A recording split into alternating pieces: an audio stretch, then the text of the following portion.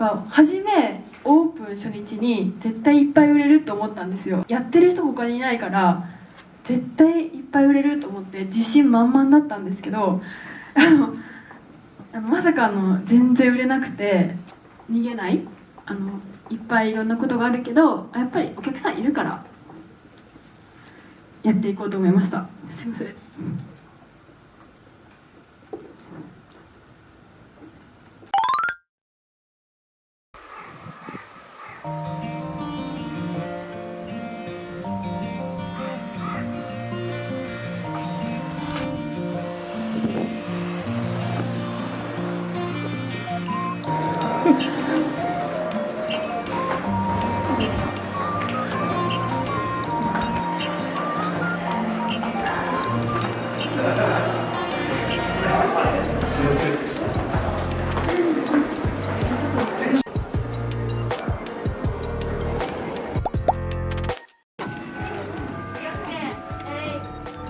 お願いしま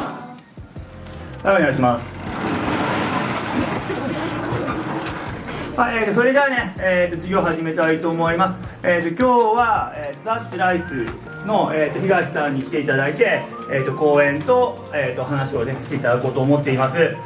もうみんなにも最初には言ったかもしれんけど、ね、たまたま今回そのおにぎりをやりたいっていうグループがいて、このグループの名前が縁結びっていうグループなんですよ。まあこれも縁があって実施できていることなのかな、いろいろなつながりの中でね学びを深めてもらえたらなというふうに思います。それではよろしくお願いいたします。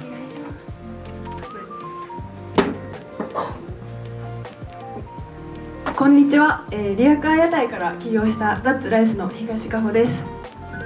今回は山口県立最強高等学校の皆さんの前でお話しさせていただく機会いただき本当にありがとうございます。最初にちょっと聞いてみるんですけど、見たことがもうザッツライスのこと見たことあるし、知ってた方ってどのくらいおられますか？この中に。もし手挙げるシーンがあったら手挙げてみてください。どのくらい？全然知らない。じゃあちょっと精進します。ありがとうございます。5年後の自分も想像しとるよっていう人いますか？さっきよりも少ない4人ぐらいですね。ありがとうございます。じゃあ、10年後の自分想像している人どのくらいいますか？10年後はやっぱり、今多分17歳18歳ぐらいなんで、多分うちぐらいですね。自分ぐらいの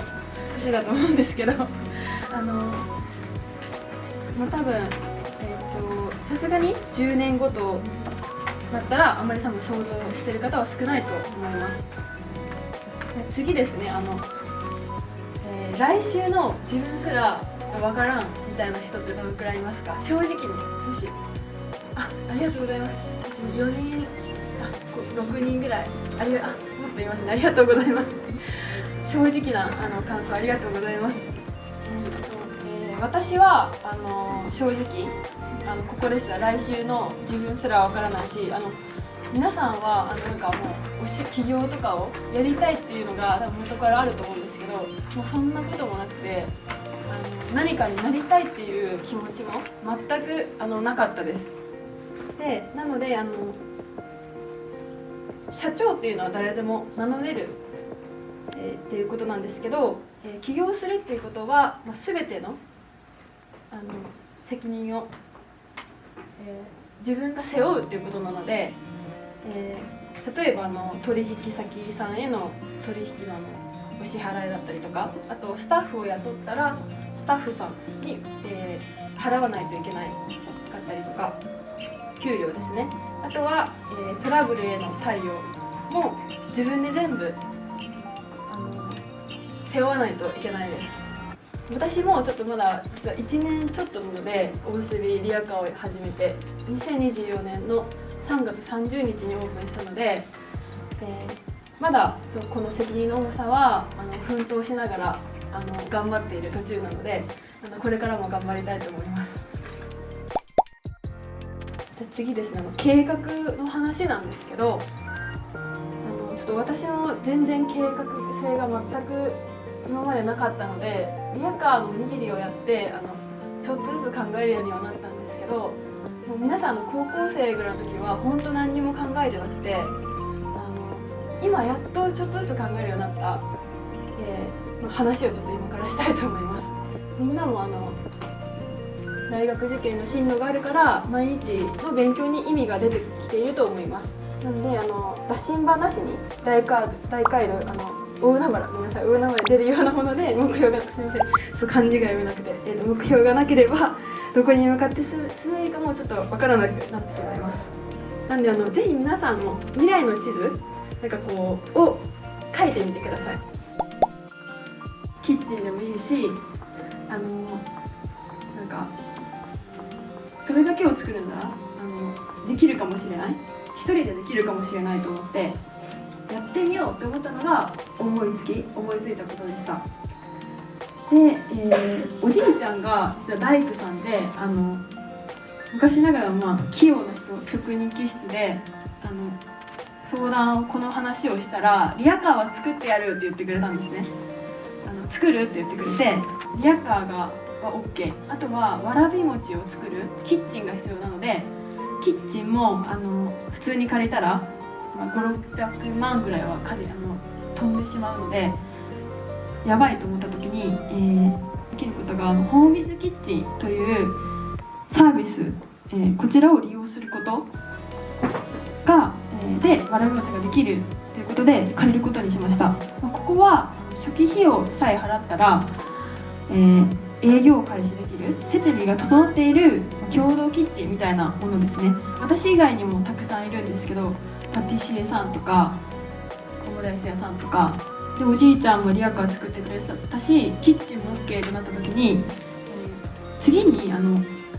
保健所っていう飲食の許可が必要なんですけど、それを行った際に、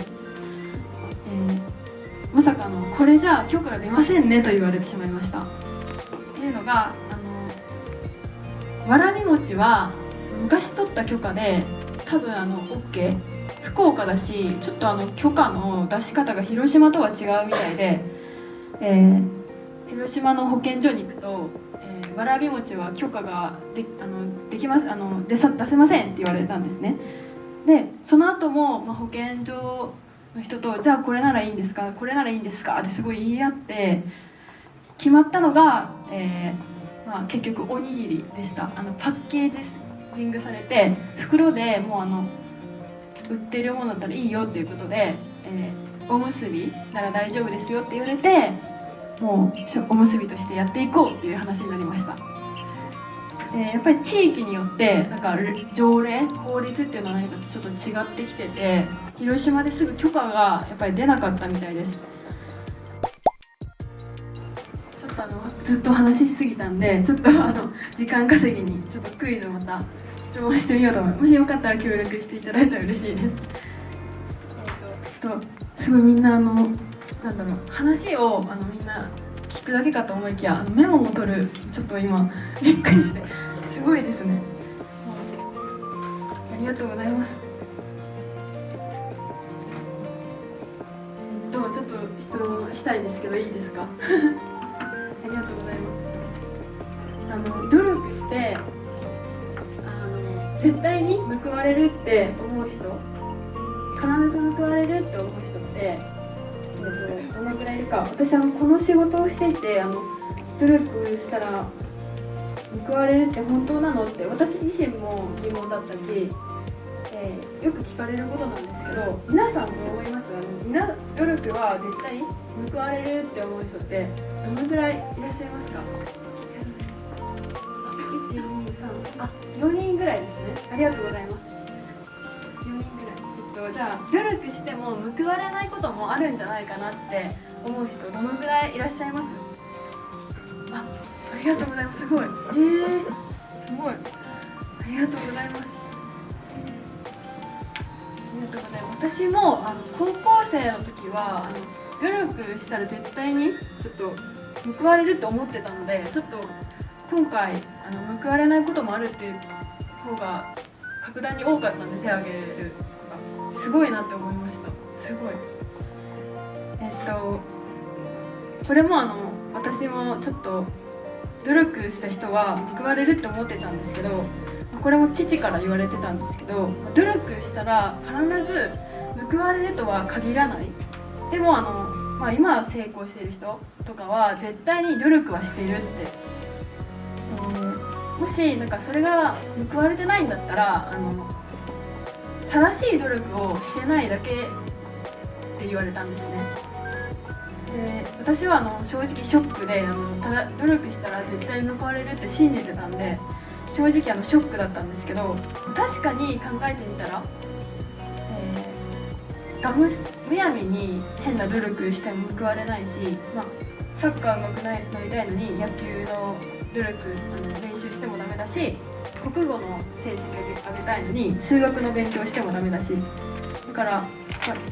努力にも方向性があるっていうことですね。なんか今高校生さんなので、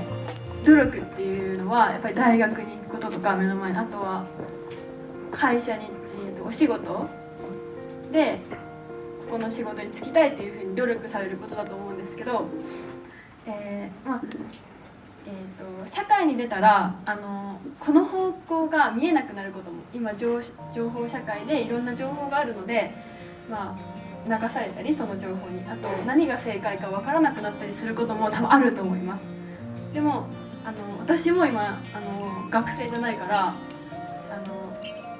結構いろんな情報に流されたりもあるんですけど、それはやっぱり信頼できる人に聞いています。やっぱ私は結構あんまり何もわからないようなので、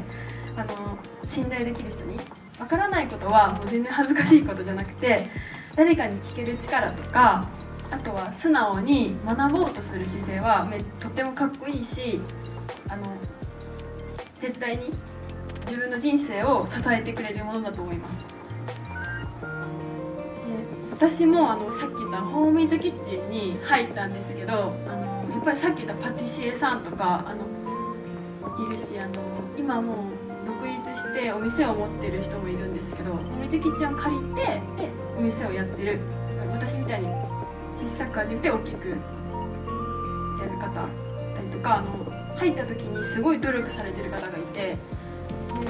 私もそういう人がいたから、なんか私より長い時間働いてるとか、やばいまだ全然自分頑張ってないんじゃと思ってやったりとかで、それで聞いてみたりとか、これどうやったらいいですかとか、あと親にもよく聞いてますね。はっきり言ってくれるので、厳しい意見甘やかさずに厳しい意見を言ってくれるので、結構親とかにも相談しています。でも他人だとやっぱり少し甘くなっちゃうこともあるかもしれないんですけど、やっぱりはっきり言ってくれる人が大事だなと思うので、親とかによく相談しています。でもやっぱり分からないことを聞かないと多分今の私もいないので、やっぱ聞くことは大事なんだなって思っています。だから皆さんもなんか信じられるものをもし見つけたら、どんな小さくても一歩ずつ踏み出してみることが大事だと思います。なんか初めオープン初日に絶対いっぱい売れると思ったんですよ。いっぱいやってる人他にいないから絶対いっぱい売れると思って自信満々だったんですけど、まさか全然売れなくて、多分リヤカー壊れた日は多分0個だったんですよ。でその時も正直絶対もうこれ以上できんわと思ってて、すれ違い、もしで多分次オープンした日が3個売れたのかな、3個売れて、3個でも仕事にならんなって感じだったんですけど、生活できんなと思って、で街歩いてみたらかわいそうにねとか、その時は多分15個18個ぐらい売れてたんですけど、正直生活はできないくらいですね。仕事にならないくらいでした。でも正直そういうのがいっぱいあって、やっぱ辞めたいっていう思いがどっかにあって、車の中で両親によく相談して泣いたりもよくありました。なんだろう、前の仕事の方が良かったじゃんそれだったらとか思って、福岡のわらび餅のおじちゃんはやって生きてるけど自分はできんじゃんと思って、たまたまあの人は成功しただけだろうとか思ったりして、それも思いましたね。だけどそれでも18個とか売れてるからお客様いるわけだったので、それがやっぱりあって、やっぱ逃げない、いっぱいいろんなことがあるけどやっぱりお客さんいるからやっていこうと思いました。すいません。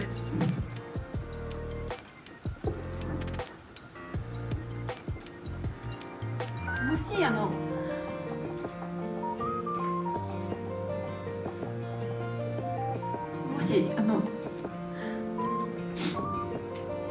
すいません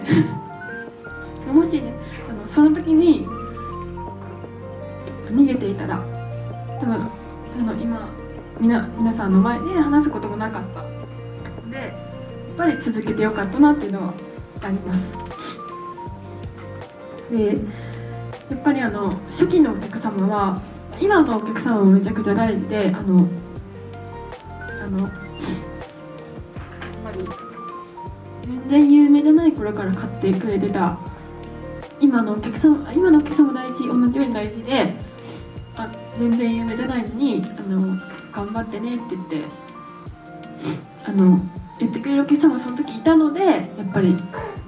頑張れたっていうのが一番大きいですね。で、それ以外もたくさんの出会いがあって、例えば今もなんですけど夏とかもいっぱい売ってたのでお茶とかを買ってくれて飲んでねって言って頑張ってねって言ってどっか行ったりとか、温かい言葉をかけてくれたりとかたくさんいました。で私がその時逃げていたら得られなかったものなので本当にそれは感謝しています。あとは逃げなくてよかったなってとも思っています。なのでやっぱり逃げずに努力することは大事っていうことは高校の今の皆さんの前では自信持って言えます。でやっぱり初め恥ずかしそうに言ってたんでここにも書いてるんですけど、店長の自分が自信ない顔でおにぎりに自信ない顔で売ってたらお客さんも恥ずかしがって逆に来ないよとか言われて、確かにと思ってなんか店主が自分が作ったものに自信ないのに売ってたらちょっと意味がわからないなと思って、やっぱりそうだと思って、それもあってやっぱ笑顔を大事にしてたんですけど、笑顔でこれからも頑張りたいと思います。なんで私も泣く時は泣いて元気な時はすごいはしゃいで元気なんですけど、泣いて前に進めるなら、泣いてもいいし悔しさもう全部吐き出して、吐き出してした方が開き直って、笑って結局は前へ進めばいいので、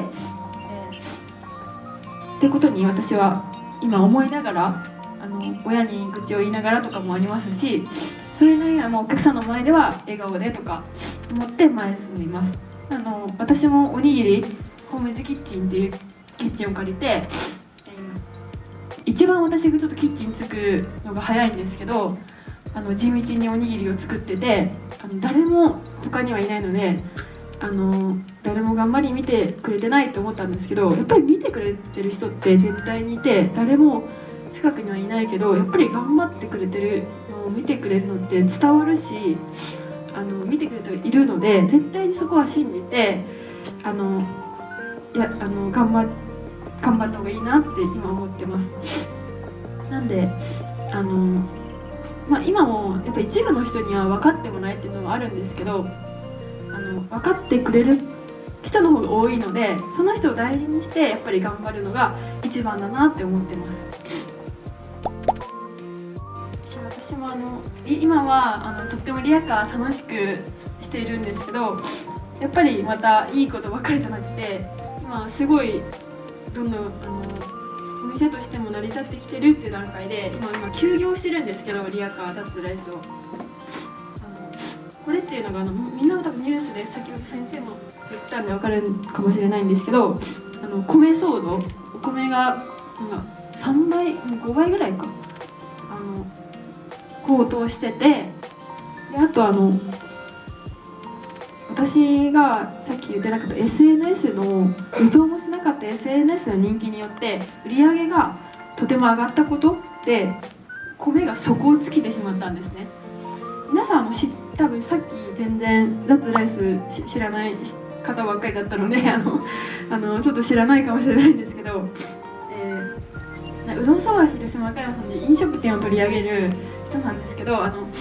その人が多分夏ぐらいに会ってちょうど販売してたら来たんですけど、それで取材させてくださいということで初めての YouTube で取り上げてもらったんですけど、それが公開されたのが11月の下旬あたりですねなんですけど、それでまさかの今580万回再生以上いってるんですけど、それの売り上げ、それによって売り上げもやっぱり5倍ぐらい上がって、4倍ぐらいかな、4倍ぐらいですね。おにぎりの数が4倍ぐらいになったんですね。なのでもちろんお米を使う量もめちゃくちゃ増えてしまって、米が底を尽きてしまったんですよ。半年も前倒しでお米をどんどん使っちゃったので、契約分のお米を全部使ったので、もうほぼなくなってしまいました。で残るお米をもう休業しようと思ってたんですけど、やっぱり本来なら6月とか7月これからの予約がたくさん入ってて、福岡から行きますねとか、なんか東京からとかいろいろ言ってたのも、県外のみならず海外からも観光ついでにおにぎり買っていくよとか、カープを見る時に会場でおにぎり食べるとかっていう人結構予約入ってたんですけど、どうしようと思って、もう休業してしまう、普通に休業してしまうと思ったんですね。で、そこで考えたのが、今あるまだ全部は使ってなくて残りわずかなんですけど、そのお金をお米ですね、ごめんなさい、お米を使って、本来広島に、来ようと思っていたお客様とか、今クラウドファンディングに挑戦中なんですけど、その支援してくれた方の県に自分が行って、お客様が来るんじゃなくて私から行って感謝を伝えようと思ったんですね。普通に広島で営業を終わらすよりは、そうやって最後企画を通して、価値のある、休業前の挑戦をしたかったので、この企画を考えました。今7大都市を巡ってまして、今福岡を5月の20日に19と20日に販売して、今広島に帰ってきたんですけど、次多分4日後ぐらいに松山、愛媛に行くんですよ。6月8日に8日に愛媛に行くんですけど、私がちょっといろいろ行って、そこで感謝を伝える旅をしようと思いました。もちろんおにぎり売りながらリアカーを持っていきながらですね。で、これがお米がないっていう時に、最後何かできるかなって思った企画ですね。ピンチをチャンスに変えたっていうことになります。なのでもちろん広島で営業した方が赤字じゃないですし、宿泊代とかもいるし、全国を回るとなんですけど、それ以上に価値がある旅だと思っています。普段なら出会えない人と多分出会えたりとか、広島よりも人口が多い場所に行くので、多分いろんな方と出会うと思うし、あと広島として脱ライスとして行ったら広島のことを調べてくれる人も多いと思うんですよ。で広島の知名度も上がるし、あとは脱ライスの名前を知ってくれる人もたくさん増えるので、それもいいかなと思いました。で何より自分が行動することによって自自分の経験が、財産になるなと思ったんですね。なのでこれを絶対しようと思いました。なんで皆さんもこの状況をどうしたら打破できるかとか、ピンチをチャンスに変えるかっていう視点、考えもやっぱり大事だなっていうことを伝えたかったです。私も、免許も持ってないし資格も何も持ってないし、いい学歴も一歩も持ってないけど、でも今リヤカーでおむすび売ってテレビに取り上げていただいてるんで、だったら自分にもできるかもって思っていただいたらすごい嬉しいなって思います。この挑戦が当たり前の社会になったら、日本がもっとなんかこうやろうみたいな国になるかなって思います。そういった日本になればもっとアイデアとかサービスが次々に生まれて、より豊かな未来が築けると思います。皆さんの世代が20代前半がその変化の中心になることを私は祈ってます。最後に一つだけ言いたいことがあるんですけど、自分の人生は自分で作っていいっていうことですね。やっぱりさっきも言ったように私もいい学歴が別にないし、お金がめっちゃ全然ないし、特別なスキルもあったわけじゃないんですけど、自分がやりたいことを信じて、前に進んできました。これやりたい、やろうっていう感じで、もうただひたすら前へ。やっぱりその過程で悔しいこともやっぱりいっぱいあったし、泣いた日もたくさんありました。本当に今もありますね。メンタルがめっちゃ強いわけじゃないんで、今初めよりは正直人がリヤカーやって人間がどんどん変わってきたんですけど、いい人にやっぱりそれは出会えて、お客様もとてもいい人で買ってきたんですけど、今も泣くこともまだあるし、壁にぶつかることもいっぱいあります。諦めたいなと思うこともまだ全然あるんですけど、やっぱりでもやっぱり自分はできるよねとか、道は開けるって信じて絶対行動したらうまく絶対いくと思います。皆さんのまだ高校生さんなんで、いくらでも何でもできると思います。私はまだ2024年の3月30日にオープンして、26歳の時に、オープンしたので、まだ10年、約10年ぐらいだと思うんですけど、私の年齢で言うとですけど、全然何でもできるので、ただ好きと夢を大事にしてほしいなと思います。私も絵を描くことが好きなので、絵を描きながらやったりとか活かせるかなとか思いながら、好きって思ったものを大事にして前に進んでいます。なので皆さんもそれを絶対負けないように大事にしてほしいなと思います。今回はちょっとこれで終わるんですけど、これを聞いてヒントになることがもし少しでもあれば嬉しいなと思います。今日は本当にありがとうございました。